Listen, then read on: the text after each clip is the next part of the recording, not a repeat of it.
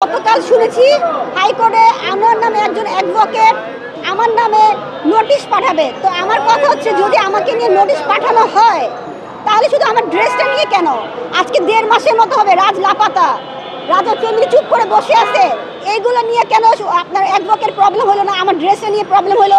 তার মানে আমি কি ধরে নিব এখানে সঞ্জিত শাহ হাত আছে? আমি কি ধরে নিব রাজের বোনের হাত আছে? একটা অ্যাডভোকেটের এত প্রবলেম হলো কেন? দুনিয়াতে এত কিছু রেখে, এত ঝামেলা রেখে আমি একটা বাজে কাপড় পরছি, তার গায়ে লাগছে, অথচ আমি যে একটা নারী, আমি যে একটা মেয়ে, আমার সাথে যে প্রতারণা হইলো, আমার সাথে যে এই যে ক্রাইম হইতেছে, এগুলো নিয়ে তো কোনো হাইকোর্টের উকিল নোটিশ পাঠালো না রাজের মাকে? কেন রাজের মাকে নোটিশ পাঠানো হয় নাই? এই প্রশ্ন উত্তর আপনারা দেবেন। কেন রাজ আজকে নাই? আমরা কাজের কথা আছে, তুমি বলেছিলে তুমি কোর্টে রেখে মামলা করবে, করেছো কিনা? মামলা আমি অনেক আগে করেছি, মামলা তদন্তে আছে এখন। আর তোমাকে প্রায় দেখা গেল সোশ্যাল মিডিয়ায় তুমি তাদের বাড়ি ভাঙচুর করেছো, এটা কি তোমার উচিত হয়েছে কিনা? তাই আমার কখন কি করা দরকার আমি জানি না, বাট আমি বর্তমান আমার প্রতি মুহূর্তে আমার যা করতে মন বলে আমি সেটাই করি। আমার মনে হয়েছে সেটা আমি লাথি মারবো, আমি লাথি মেরেছি। আমার মনে হয়েছে আমি বুয়াকে মারবো, আমার মনে হয়েছে আমি বুয়াকে মারছি। কারণ এই বুয়া জানতো 12 দিন রাজের বাসা ছিলাম। বুয়া না জানলে কে জানবে? বুয়া একটা নিউজে বলছে আমি চিনি, আরেকটা নিউজে বলছে আমি চিনি না। তার মানে কি? এখানে অবশ্যই রাজের মা শিখাই দিছে। এবং আমার আরেকটা কথা ভাইয়া, আজকে 1 মাসের বেশি রাজ্যে নাই। কেন নাই? ওই আনোয়ার যে আপনার হাইকোর্টে উকিল আমাকে নোটিশ পাঠাবে বললো, এইসব নিয়ে কেন আলোচনা করে না?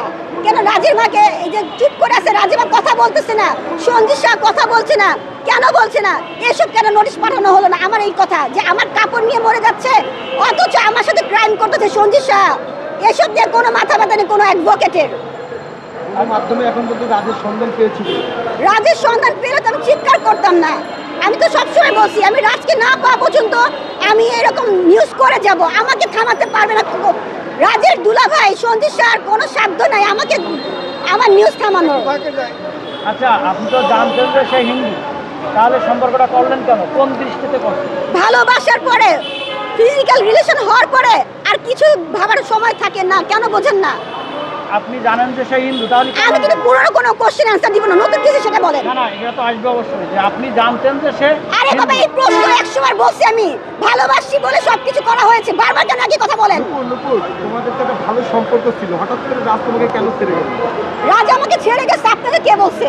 তাহলে রাজ হঠাৎ করে না পারতে কেন? কারণ হচ্ছে রাজের মা কখনই রাজকে আমার সাথে বিয়ে দিবে না, আর বিয়ে দিবে না বলে আজকে রাজের কোনো সন্ধান নাই। রাজ কোথায় আছে, কিভাবে আছে, আমার কোনো নিউজ জানা নাই। তোমার কি মনে হয় একটা মা বাবা তার সন্তানকে আটকে রাখতে পারে একটা স্বাবলম্বী ছেলেকে? আরে ভাই, আমার কথা শুনেন, রাজ যথেষ্ট ম্যাচিউর ছেলে, তাকে আটকানোর সাধ্য কারো নাই। এরপরও কেন রাজ চুপ করে আছে? কেন থাকবে? এত কিছু হবার পর রাজ কেন চুপ করে থাকবে? এটাকে আপনারা বোঝেন না? এখানে অবশ্যই কোনো ক্রাইম হচ্ছে, এখানে কোনো ক্রাইম অবশ্যই আছে, কোনো ঘটনা অবশ্যই আছে। না থাকলে রাজ আমার জন্য না হোক, তার ফ্যামিলির জন্য হলে আমার সাথে কথা বলতে আসতে পারতো। কই, আমার সাথে তো কথা বলতে আসে নাই।